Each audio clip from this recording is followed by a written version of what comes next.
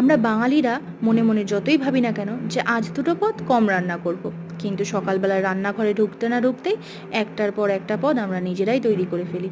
তো আসুন, আজ আমার শ্বশুরমশাইকে দুপুরবেলায় কী কী দিয়ে খেতে দেবো সেটাই আজকে আপনাদের সাথে শেয়ার করে নেব। দেখুন, প্রথমেই গরম ভাতের সাথে দুটো পটল ভাজা নিয়ে নিয়েছি, তারপরে কালো জিরে ফোড়ন দিয়ে পাতলা করে মুসুরির ডাল, তারপরে নিয়ে নিয়েছি ছোলার ডাল আলু দিয়ে হিং ফোড়ন দিয়ে একটা সবজি, তারপরে নিয়ে নিয়েছি উচ্ছে আলু ভাতে, তারপরে নিয়ে নিয়েছি ঝিরিঝিরি করে আলুর চিপস, এটা আমারই তৈরি করা বাড়িতে। এরপরে নিয়েছি দেখুন ঝিঙের খোলা বাটা, এটা রসুন কাঁচা লঙ্কা কালো জিরে ও নুন ও চিনি দিয়ে শিলে বেটে নেওয়া, এটা কিন্তু খেতে দারুণ লাগে। তারপরে নিয়ে নিয়েছি সোয়াবিন আলুর তরকারি, এটার লিঙ্ক আপনারা আমার ডেসক্রিপশান বক্সে পেয়ে যাবেন। সবশেষে নিয়ে নিয়েছি দেখুন শসা আর টমেটো। আমার পাশের থেকে হয়তো ঢাকের আওয়াজ পাচ্ছেন, কারণ আজ বিশ্বকর্মা পুজো।